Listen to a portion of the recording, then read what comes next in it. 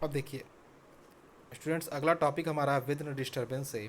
तो वह सिग्नल जो संदर्भ सिग्नल से अलग होता है, वह निकाय के निष्पादन को प्रभावित करता है, विघ्न कहलाता है। विघ्न का मतलब होता है बाधा या डिस्टर्बेंस। ठीक, तो अगर हमारे प्रोसेसिंग या कार्य में कोई भी अगर दिक्कत पैदा होगी तो वो बाधा कहलाती है।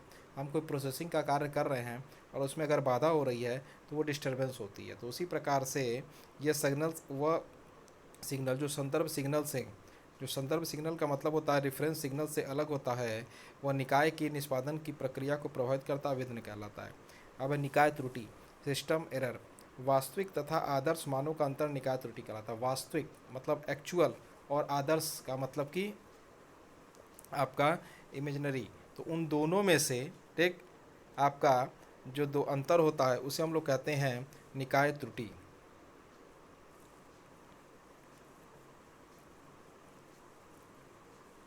अब है नियंत्रण निकाय के प्रकार, जैसे खुला नियंत्रण निकाय और बंद नियंत्रण निकाय। Means types of control system में हम देखेंगे कि ओपन लूप कंट्रोल सिस्टम और क्लोज लूप कंट्रोल सिस्टम। तो खुला नियंत्रण निकाय, इसे नॉन फीडबैक सिस्टम भी कहते हैं। हम लोग जानते भी हैं जहाँ पे कोई फीडबैक उपकरण नहीं लगा होता है वो खुला नियंत्रण निकाय ही होता है। तो यहाँ पे सेम चीज़ वही लिखा है, इसे नॉन फीडबैक सिस्टम भी कहते हैं। इस नियंत्रण निकाय में नियंत्रण क्रिया आउटपुट से स्वतंत्र रहता है। इस नियंत्रण निकाय में नियंत्रण क्रिया आउटपुट से स्वतंत्र रहता है। सक्रिय सिग्नल मतलब कि इसमें जो आपका वो रहेगा, जो इनपुट रहेगा, जो इनपुट इसमें रहेगा वो उसका आउटपुट से क्या भी कोई भी क्या आता है, कोई कनेक्शन नहीं रहता है और वो स्वतंत्र रहता है। सक्रिय सिग्नल केवल इनपुट निर्देशों या संकेतों पर निर्भर करता है। जो भी आपका एक्चुएटिंग सिग्नल होगा वो हमेशा इनपुट के द्वारा दिए गए निर्देशों पर ही निर्भर करेगा तथा इस पर आउटपुट सिग्नल पर कोई नियंत्रण नहीं होता। मतलब कि जो एक्चुएटिंग सिग्नल जो होगा ठीक, वो डिपेंड करेगा आपके इनपुट के सिग्नल पर, और आउटपुट सिग्नल से इसका कोई भी कनेक्शन या कोई भी रिलेशन नहीं होता है। देख सकते हैं फिगर में, आप देखें कि रेफरेंस इनपुट मिला कंट्रोलर को। ठीक, तो इनपुट दिया गया कंट्रोलर को। अब कंट्रोलर जो कार्य करेगा वो सिग्नल के रूप में, एक्चुएटिंग सिग्नल के रूप में कंट्रोलर के प्रोसेस को देगा। तो जो कंट्रोलर प्रोसेस, जो कंट्रोलर जो प्रोसेस कर रहा है वो कंट्रोलर द्वारा दिए गए सिग्नल के द्वारा हो रहा है। अब वहाँ पे फिर क्या आपको मिल रहा है, आउटपुट।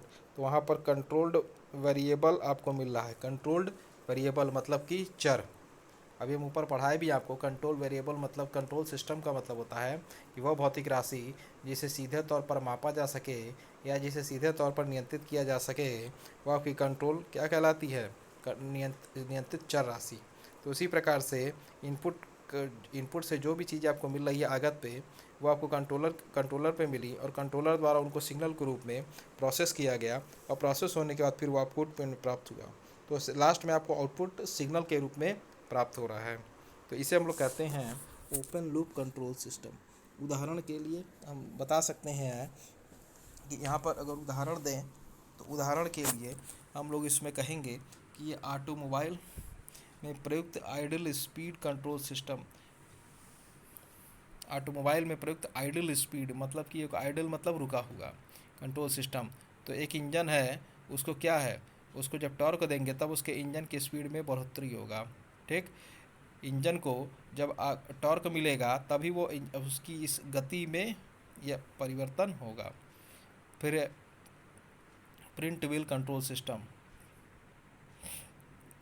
यहाँ देखिए कीबोर्ड के द्वारा इनपुट किया गया और वो माइक्रो प्रोसेसर बेस्ड कंट्रोलर को डाटा गया। फिर वहाँ पे पावर एम्पलीफायर ने उसको एम्पलीफाई किया, फिर वो डीसी मोटर की तरफ उसको अग्रसरित कर दिया। तो ये सारे